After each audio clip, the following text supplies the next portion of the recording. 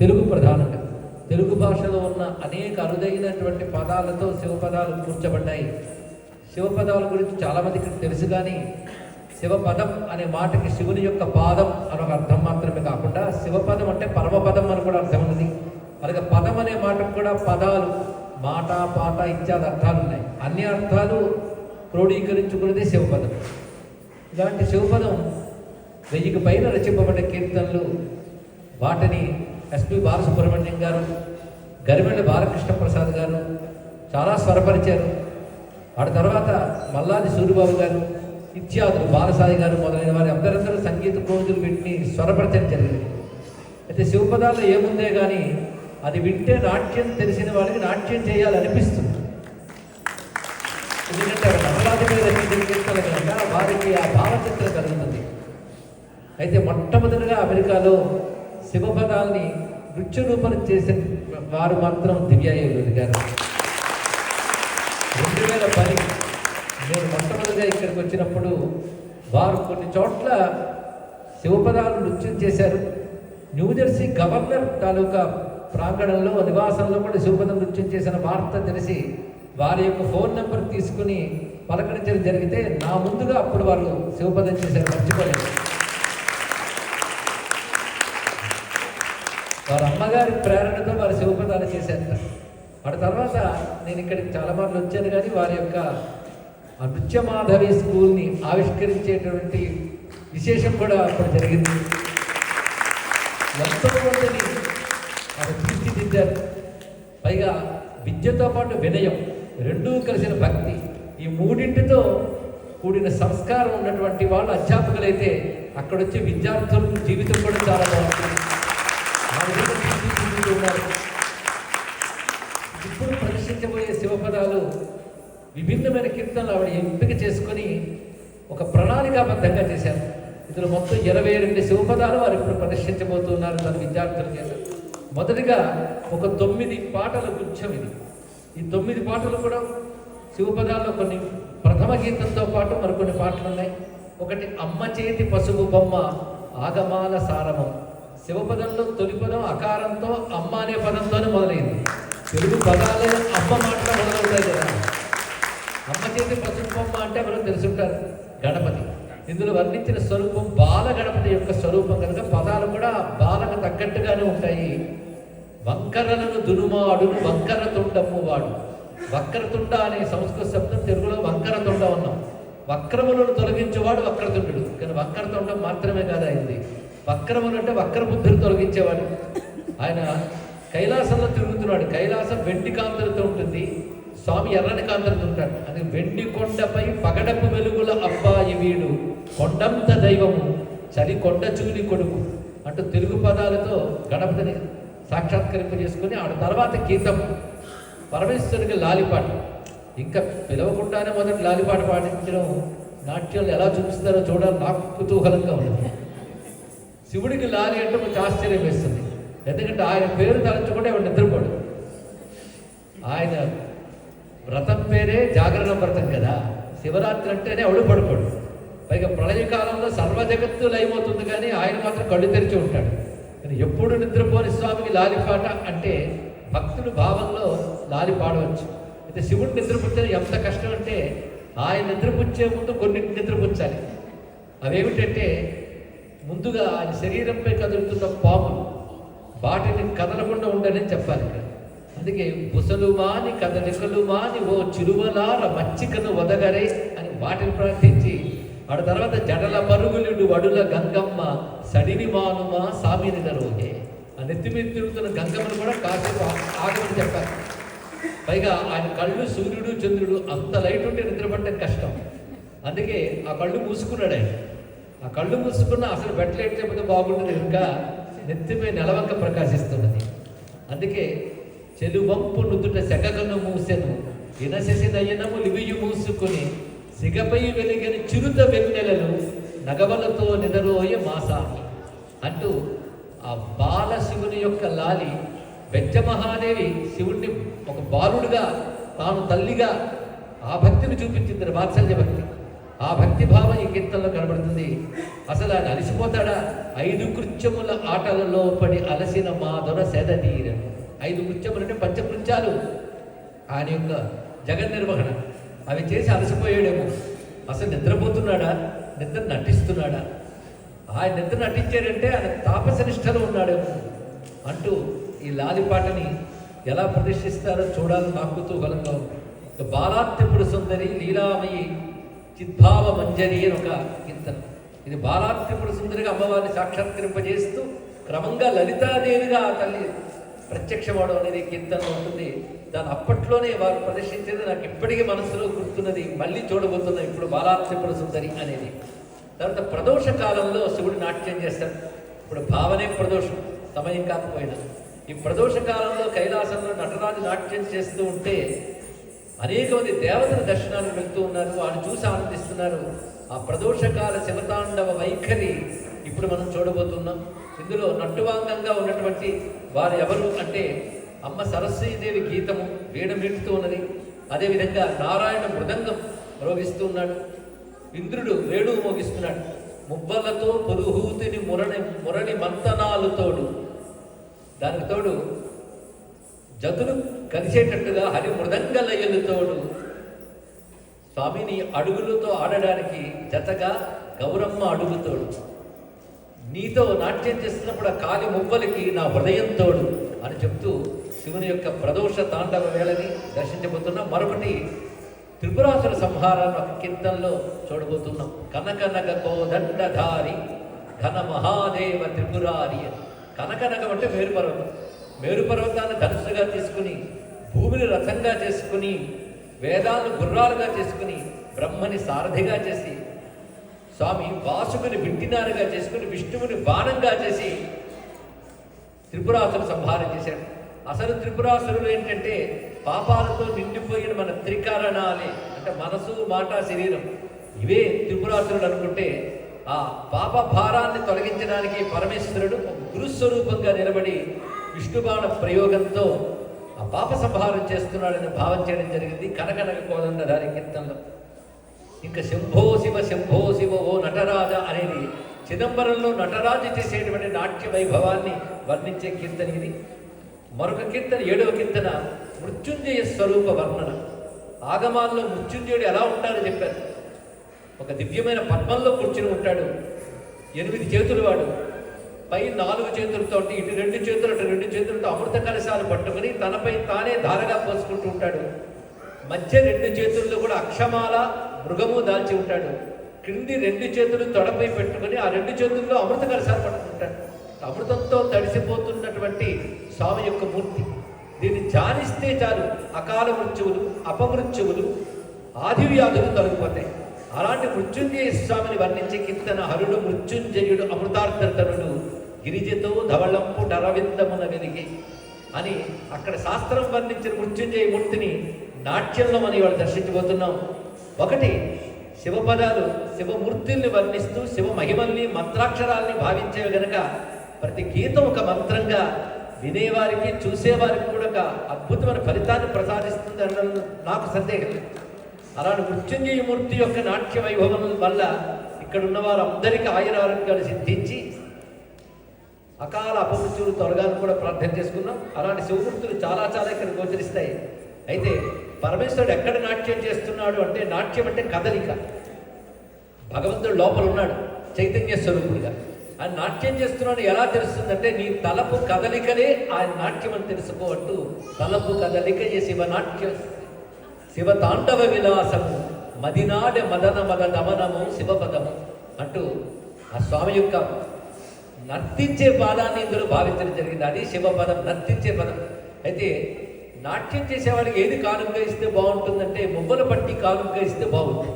అది శివుని పాదానికి మువ్వల పట్టి ఇందులో కానుకగా భక్తులిస్తున్నాడు. అదేమిటంటే, వాక్కింకిణులతోడ భక్తి సూత్రము చేర్చి పూర్చి అర్చింప తన పూర్మి చూపెడి పదం.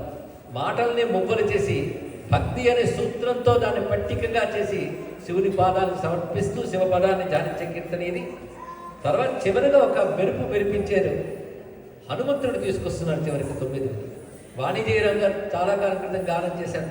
నేను హనుమంతుడిపై రాముడిపై రచించిన కీర్తన చాలామందికి తెలియదు, కానీ వారు విన్నారు. వాణిజ్యరావు గానం చేసినది. ఇందులో రాముడు హనుమంతుడిని ఎలా మన్నించాడు, సీతమ్మ ఎలాగా గౌరవించింది అనేది మొదలు పెడుతూ హనుమంతుడి యొక్క వైభవం. ఈ హనుమంతుడు కూడా రామాయణ హనుమంతుడు, భారత హనుమంతుడు కూడా ఇందులో కనబడతారు. అలాంటి హనుమంతు స్వరూపాలు చూడబోతున్నాం. ముందుగా ఈ గుచ్చం చూసిన తర్వాత గుత్తి ఏమిటో తర్వాత తెలుసుకుందాం. ఇప్పుడు నటరాజు సాక్షాత్కారం చేయించమని శ్రీమతి దివ్య గారికి అందిస్తున్నాను.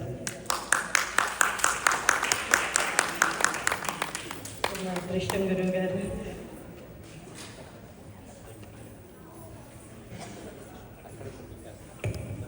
వేణు ఏలూరి గారు మరో కోడలి వ్యక్తి, ముఖ్యమైన వ్యక్తి వేణు ఏలూరి గారు. ఒక్కసారి వేణు ఏలూరి గారికి కనకాడుతుంది.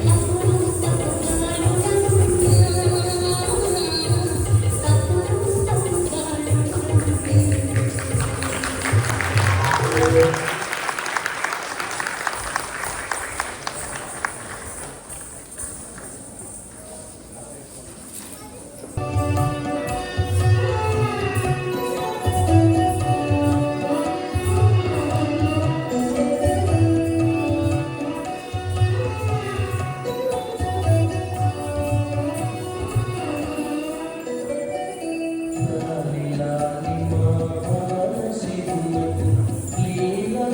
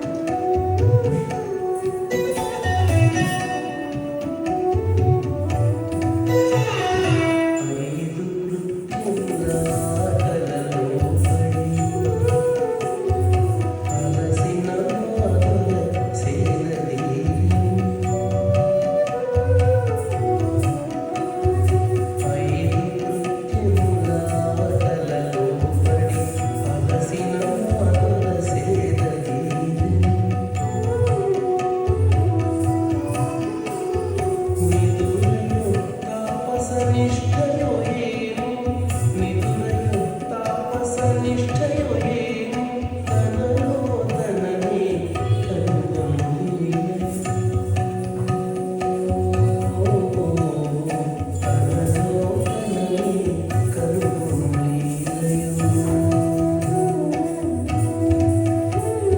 లాలి లాలి లాలి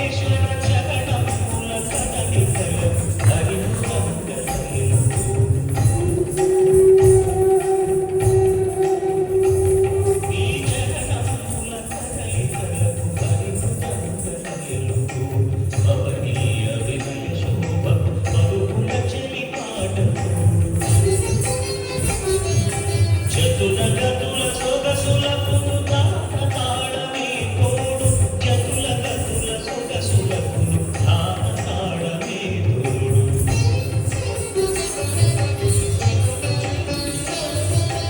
ఇది ప్రదోష సమయం సర్వేశ్వర నటరాజ తరలి వచ్చి రమడు నీ తాండవ శోభను చూడ ఇది ప్రదోష సమయం సర్వేశ్వర నటరాజ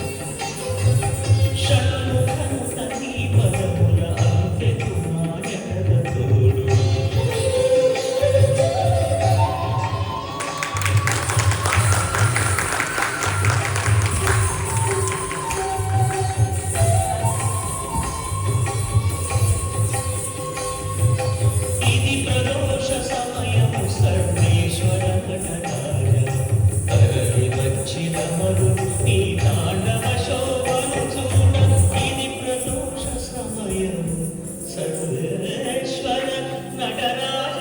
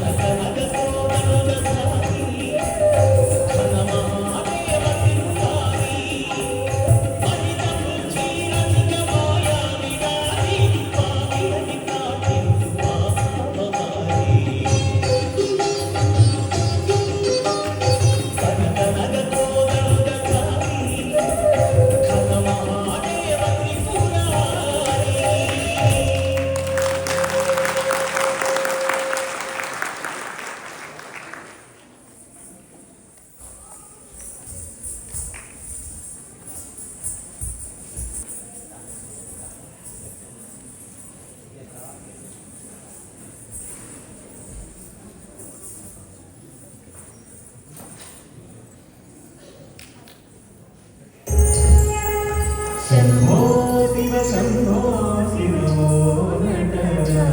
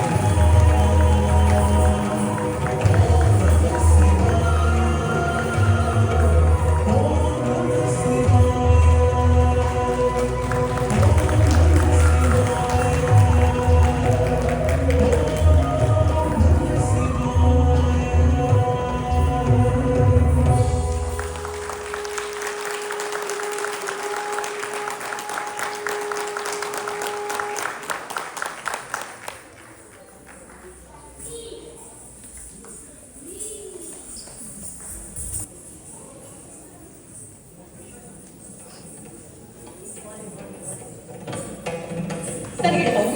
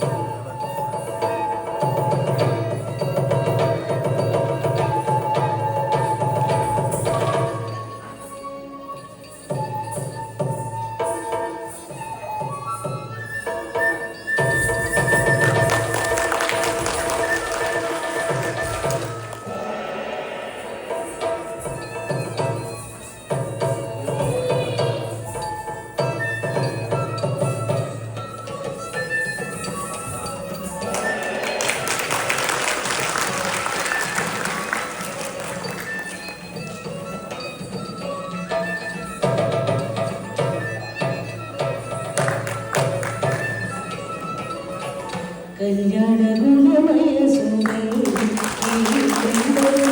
మోక్షగురు జగములకు పుష్టివదనుండినను కళ్యాణ గుణమయ సుందరి ఈ కైందవులు మోక్షగురు జగములకు పుష్టివదనుండినను మృత్యుబంధము నుండి విడిపించుదోయినను మృత్యుబంధము నుండి విడిపించుదోయినను పలుదత్త పదవిను సదాశివుడు మృత్యుబంధము నుండి విడిపించుదోయినను పలుదత్త పదవిను సదాశివుడు కేవలుడు మృత్యుజయుడు అమృతరతను గిరిజతో గగనంత వరవేదమునెలిగెను మృత్యుజయుడు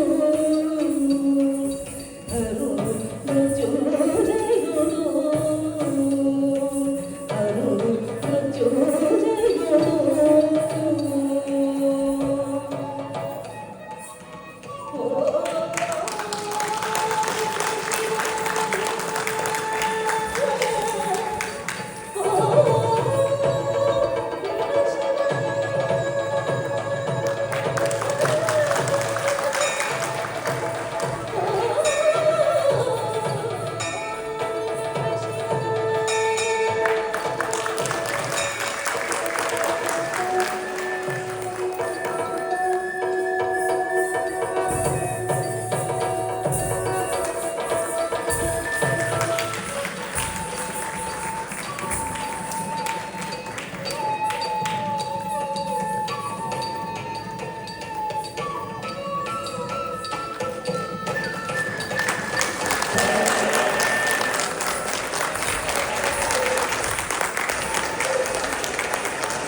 శివపదం తచ్చ తచ్చ తచ్చ తచ్చ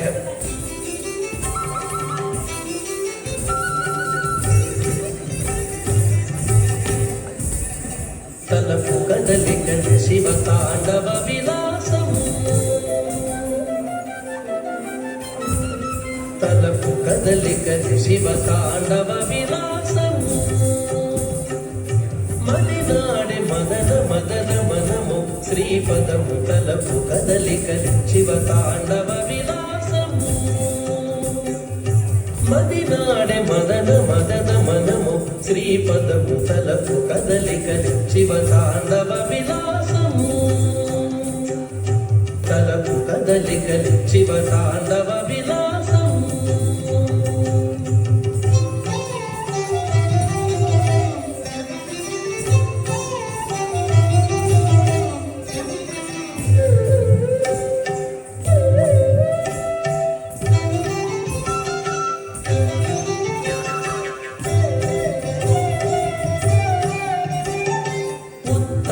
ఫణి ఫణోద్రేక చలనము బోలి తత్తహిత గతి లేచి తాండవించే పదం శివపదం శివపదం ఉత్తాల ఫణి ఫణోద్రేక చలనము బోలి తత్తహిత గతి లేచి తాండవించే పదం శివపదం శివపదం భండమాంజాంధను జాతకం మైరేగి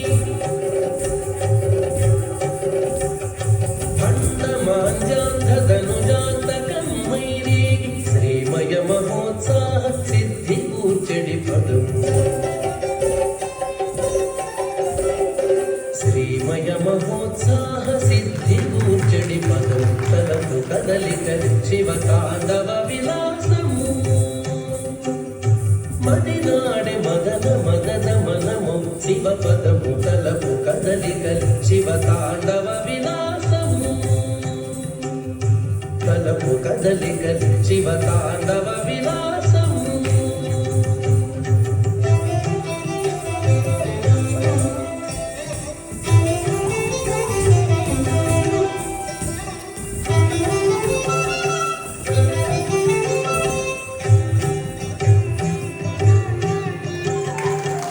మనసంతనైన తొలగించి మోదమిడు పరిపూర్ణమానంద పదము ఈ శివ పదం శివపదం శివపదం నలు మనసంత వెతనైన తొలగించి మోదమిడు పరిపూర్ణమానంద పదం ఈ శివ పదం